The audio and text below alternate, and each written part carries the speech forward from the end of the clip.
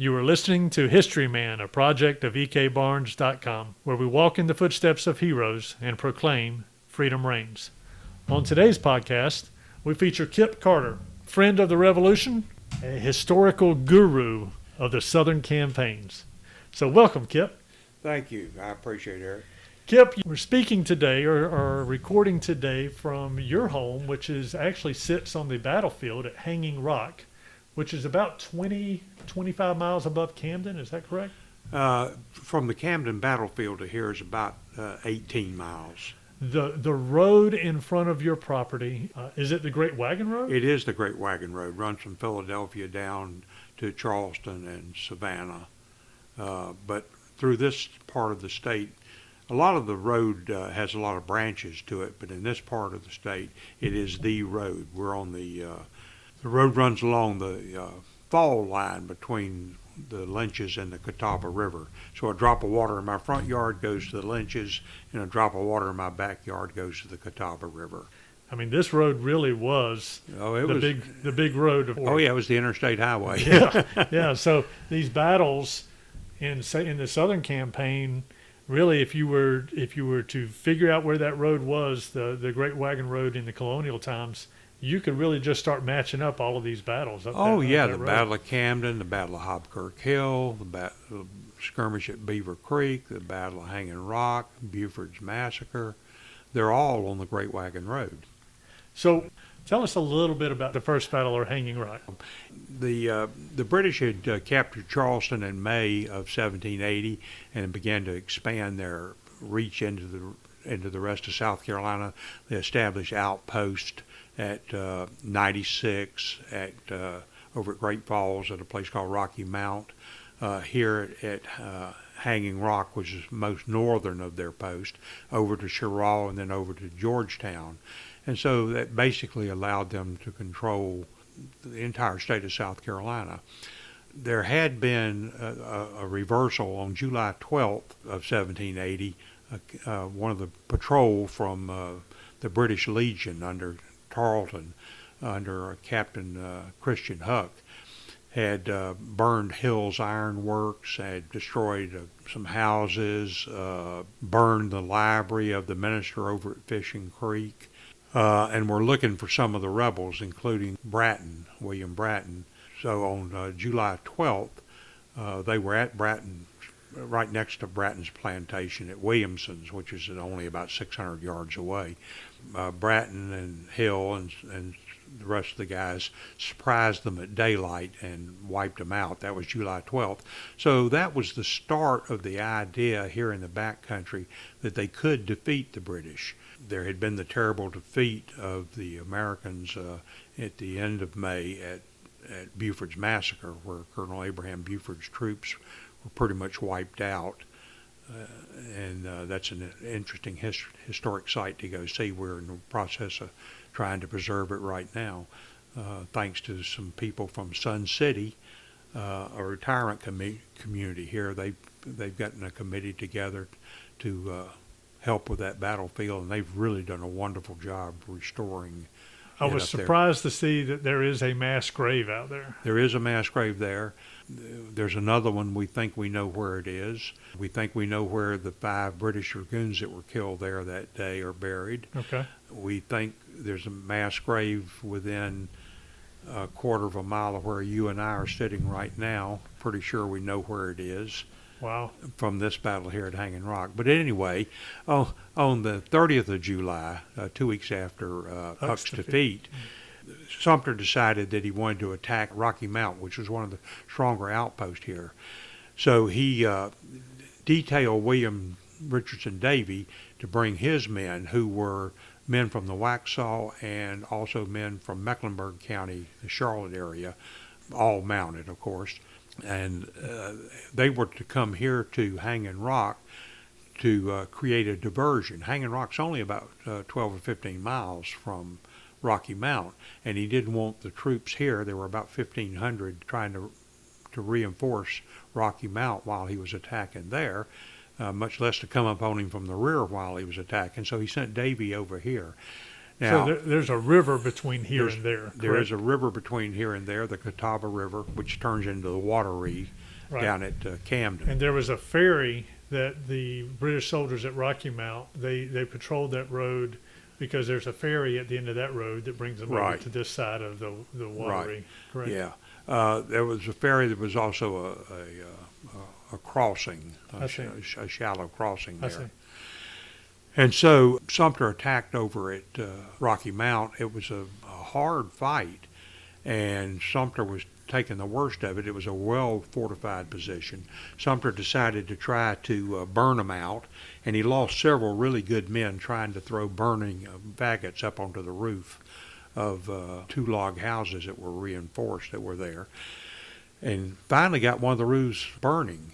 But it was South Carolina, it was August, and it was a summer afternoon, and you know what happened. A thunderstorm came up and put out the fire.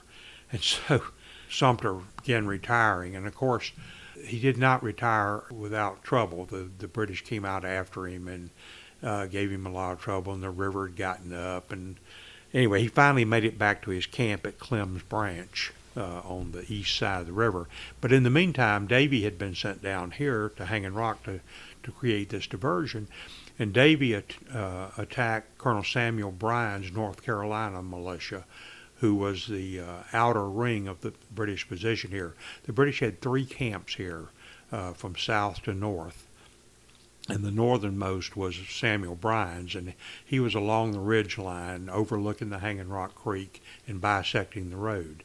Was he in a house? No, there was a house there, but it was not, I don't know whether Bryan himself was in the house or not, Okay. but there was a house up there, and there was a lane in front of the house. It was on what's now called was then called the Browns Ferry Road. The uniforms looked alike. I mean, Nobody was in uniform. Nobody was in uniform. Yeah, these are all civilians. People would put a piece of paper in their hat. They'd put a green piece of pine bough in their hat to identify which side they were on. Everybody looked the same. In fact, sometimes they were brothers or fathers and sons on opposite sides. So my understanding is Davey just kind of rode right in and passed himself off as one of the loyalists. Well, he split his command, and he took half of them and rode past the sentries into the lane where they dismounted and began and opened fire, much to the surprise of Bryan's men, who thought they were reinforcements coming in. Davey had taken the rest of his men and gone all around to the western end and rode down the lane, cutting down the guys who were trying to get away from the first group. The only way you can look at it is that it was kind of a slaughter. Davey came away with 60 horses and 100 stands of arms, 100 muskets and rifles. Well, you know those guys didn't just hand them over. And he says, unfortunately, because he was under the eyes of the main British camp, he was unable to take any prisoners. And so I think we can take it from that. There was a great deal of slaughter and dead and wounded on the loyalist side. And before the British could react, he had ridden off with the horses and the guns, and the British camp, of course, was in a good bit of consternation. They of course, did not reinforce Rocky Mount as a result. And so a couple of days later, when Davey and Sumter got back together again, Davey told him about what had happened down here. He knew the layout because he had seen it firsthand, and he knew this area from his childhood here. So he told Sumter what the layout was, that there were no fortifications, they were in an open field. They appeared to have a couple of cannon. They were little, what they call grasshoppers, little three-pounders. But they were devastating. You load them with canister. It's not a cannonball. It's like a can with a lot of musket balls. It's like a shotgun. Like a shotgun. On steroids. A shotgun on steroids is exactly what it is. But anyway, he told them what the layout of the camp was, and so Sumter decided to attack Hanging Rock. So the night of the 5th of August, they gathered up in what is now the town of Heath Springs, the militia grounds up there. It's about 2 miles from there down to where the British were camped at the area called Hanging Rock. Hanging Rock is actually about 600 yards to the east of where the British were, but it was a well-known landmark. It was a big rock overhang. For thousands of years, people had camped there using the Great Wagon Road was an Indian trail Sure. Originally. But I made the mistake of thinking that the battle actually occurred down there at the rock. Yeah, And that didn't happen. The battle was up here to the west of the rock on this big flat plain. On either side of the road. On either side of the road, I right. see. But in the olden time, there was a trail or a road that went right beside that rock, yes? Oh, yeah, there was, and because it was a good place to camp overnight. Right. In fact, that's one of the places where Wood Mason preached. Really? Yeah, in fact, he says he married 200 couples at the Hanging Rock. I didn't in realize his that. diary, yeah. So So he would stand on the rock and preach. So you can be, if you're coming up in this area, it is a little misleading because there are plaques down there at the rock that kind of signify that this is where the battle happened or whatever, and you kind of are lulled into this idea that it happened down there. But from a topographical standpoint, it happened up here on the road. So. You know, not only that, but from an archaeological point of view, we've done we've done some excavations up here. We know exactly where Bryan's men were. We've found hundreds of artifacts along the line that was Bryan's camp, and so we know exactly where it was. Now we're not so sure about the other two British camps. We think we know where they were, but we don't know for sure. We know Colonel James Ingram's house was on the east side of the road. It is where Washington spent a night on his southern tour on his way to Charlotte, which he referred to as a trifling little place in his diary. But anyway, he spent the night with Colonel Ingram, who was with the Continental Line. And the British, of course, used Ingram's house and his well and for water. You always got to think about water and forage for your animals when you're camping. And so, Bryan had a couple of hundred men up there on the initial ridge, and he had, a couple of hundred horses in the pastures behind him in Cole's old field. You had to have water, and so you look for where the springs and where the wells were, and that gives you an idea of where the camps probably were. Mm-hmm. And so it's pretty obvious that the British officers were using Colonel Ingram's house. He had a good well there. Across the road there was another house, and there's a big spring behind it.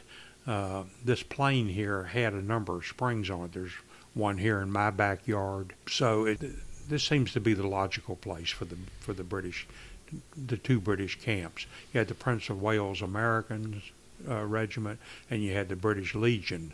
There were about 130 men from the British Legion here too. Anyway, they gathered up on the night of August 5th.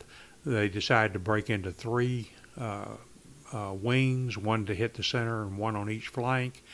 They got lost in the dark, ended up all in front of poor old Bryan, who had been hit by Davey the week before, ended up right in front of Bryan. And so they fought their way up the hill, hit Bryan, routed Bryan. Bryan fled to the southeast across the plain toward the main British camp, pursued by Sumter's men. Now you got to keep in mind that Sumter's men were not well provisioned. They only had about 5 rounds of ammunition each, so they had to make their shots count. But anyway, they pursued the loyalists into the British camp. The British camp broke. It's a very convoluted fight. Most Revolutionary War battles take a half hour or less. We reenacted the Battle of Cowpens on the 225th anniversary. We knew exactly where everybody was from diaries and pension applications. And we knew how many shots were fired. We knew when the battle started. And we reenacted it. And we were stunned to discover that the battle was over in 27 minutes. Wow. Yeah, most of these battles were short, sharp, and nasty. This battle lasted 4 hours. And so there was a lot of back and forth up the field. The British enfiladed one of the American position. The American riflemen then started making sure that they took out the officers and the sergeants. The Prince of Wales American Volunteers, which was a very well-trained regiment of British Provincials. provincials, yeah, they were well trained.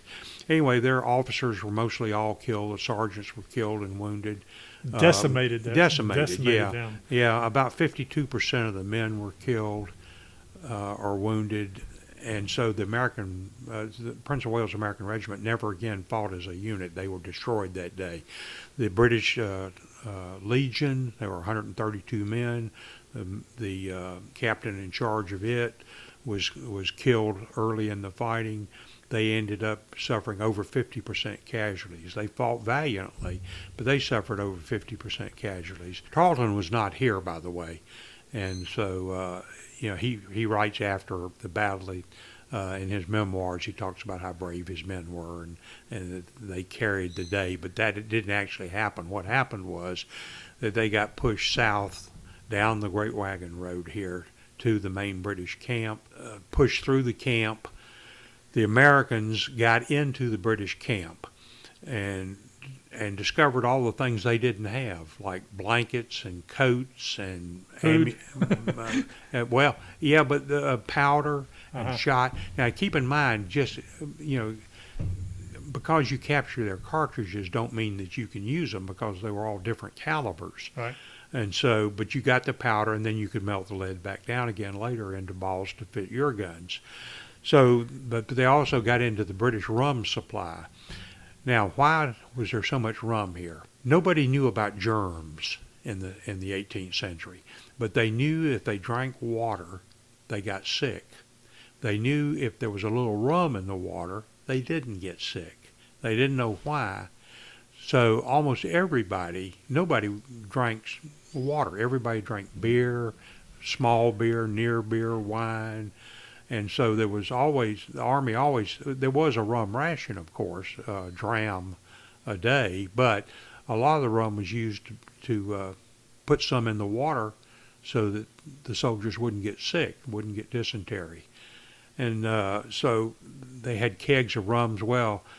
So the Americans get into the kegs of rum, and pretty soon you got a problem. You got all these guys who are inebriated. Now, Davey's men were not among them. Davey kept his men in order. And while all this was going on, while the looting of the camp was going on, the British formed themselves into a defensive position called a hollow square. You just make a square of men, and the supplies were in the middle, and you're on the outskirts of it. You've got bayonets, and so cavalry can't charge you, and horses are not dumb enough to run onto a bayonet, and so it's a protective thing. And so they were in a hollow square, and their musicians were in there, and so they were playing music, and they were giving 3 cheers for King George and shouting insults at the Americans, and the American patriots were shouting insults back, and 3 cheers for the heroes of the Revolution. Well, while all this is going on, this is about... I feel like this is a Monty Python episode. Oh, yeah. And this is at about 3.5 hours into the battle. Well, a group of dragoons was coming from Rocky Mount over here, and then they were going to go down to Camden. Just happenstance. Just happenstance. There were about 80 of them, all told. And they were coming... toward this area, and they could hear the fighting. So they turned south and circled around the fighting and came back up the road. And there's a hill right here at the edge of the British camp, so they appear suddenly in the road. And so they displayed across the road to appear to be a larger group than they were. But Davey took his men and attacked them, drove them off. He only killed one of them, but he drove them off. But the Americans were worried that they were the vanguard of a group of reinforcements coming from Camden. Right. And so they said, whoa, we're about to get in serious trouble here. So Sumter says to his colonels and his captains, gentlemen, sometimes it's best not to pursue a victory too far. And so I think we probably need to go. So they loaded up everything they had captured. They had about 75 prisoners. They gave paroles to the British officers, which they took seriously. You give your parole that you're not going to fight again. And the British Army took it seriously, too. They'd send the guys back home. Anyway, so Sumter and his men filed off with Davey in the rear guard, protecting the rear against any counterattack, and they went back to Clem's Branch. Now, by 18th century warfare rules, this means the British won, because the British were still on the field, and at sundown they were still there, and the Americans left, so the British, quote, won the battle.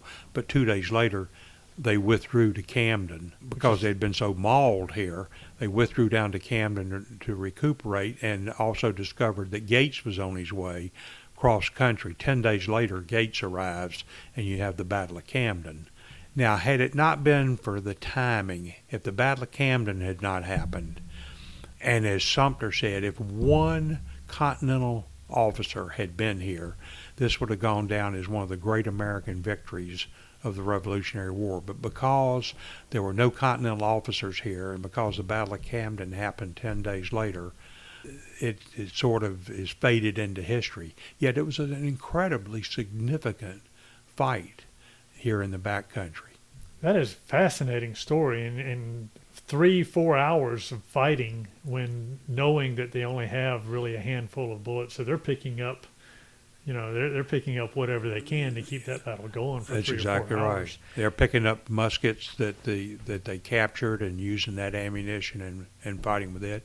And there are lots of interesting stories about things that happened during the battle. Judge Gaston had 4 sons here in the battle.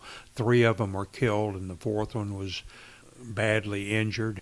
One of the guys on the Patriot side was fighting along the ridge line there, and suddenly, whap, he got hit in the hip, and it spun him around, and of course they were wearing knee breeches, and he felt something, falling on his calf, and he thought, I've been shot and I'm about to die. Well, I'm not going to die thirsty. They were all getting thirsty because of the heat. So he runs back down to Hanging Rock Creek, and he falls face first into the creek, and he's drinking water. And so he's recovering himself, and he thinks, oh, how bad is this wound? How bad is this wound? And he looks down, and the bullet has hit his powder horn, and that was powder falling out down his leg, and he thought it was blood. So he went back to the fight after that. But there are a lot of interesting family stories that took place. Some of the guys that fought here, their father was a loyalist, and they were coming over here to fight, so they didn't want their father telling the British, so they tied him in his bed and left him while they came over here to fight. There are a lot of fascinating stories in the community about things that happened here on that day. Just like Andrew Jackson, he was 13 years old. His brother was 16, and his brother was wounded here in the battle. Andrew Jackson carried messages for Davey. Andrew Jackson thought Davey was the finest man he ever met, and he said he wanted to model his life on Davey. Of course, he didn't, but he really admired Davey, and Davey used him as a messenger some during the battle. In fact, Davey gave him one of his pistols to carry for protection, but probably he spent most of the battle holding the horses. When men rode into battle, 4 guys rode into battle, somebody had to hold the horses, so one guy held the horses and 3 people went to fight. So there were a number of people holding horses for the militia. There were probably 800 or 900 horses, and so a lot of older men, young boys, and a few of the fighting men would be holding the horses while the other guys went to battle. And Jackson says that he could hear the battle raging above him. British had established themselves along a ridge line on the south side of Hanging Rock Creek, and the Great Wagon Road ran right through the middle of their position, so they were, in fact, guarding the road. And it's a very sharp decline down to the creek, and the militia horses were all being held down at the creek. And so the battle was about 30 or 40 feet above them. So that's why Jackson says he could hear the battle raging above him. But Jackson was at the second battle. It's interesting, the controversy around Sumter. Oh, yeah. No, Sumter is a very controversial character in many ways. Later in his career in the U.S. Senate, he bought the property where the American artillery. This is a whole new story, but we were going to have three places in the early 1800s to train troops. The artillery is going to be trained here at Great Falls, the infantry at West Point. There were going to be three arsenals, for cavalry, infantry, and for the whole nation. For the whole nation. For the whole nation. Yeah, and so it was built. They actually built a facility here at Great Falls. And the land was bought by Sumter a couple of days earlier for, like $25,000, and he sold it to the government for $3 million 3 days later.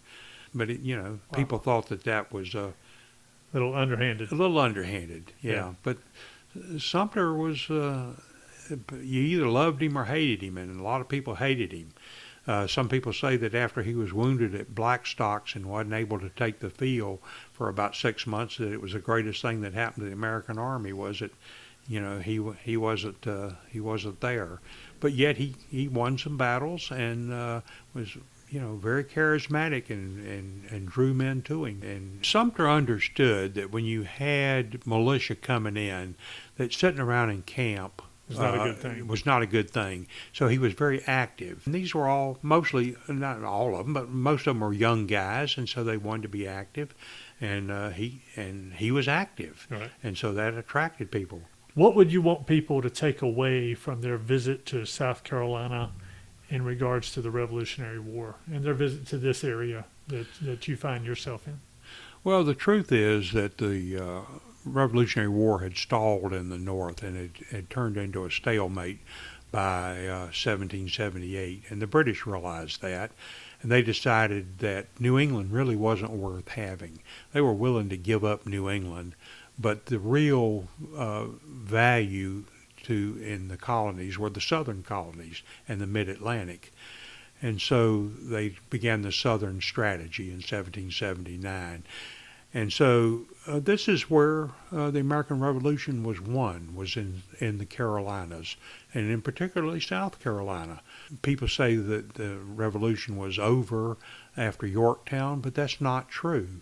Yorktown was near the end of the war, that's for sure, and it certainly broke the British will to continue the war. But the war continued here in the South. There was a major battle at Eutaw Springs. And if you look at the history of the American Revolution with an objective eye, the Revolution was really won here in the South. It started in the North, but it was won here in the South. Kip, thank you so much for your time with us today. I'm very happy to do it.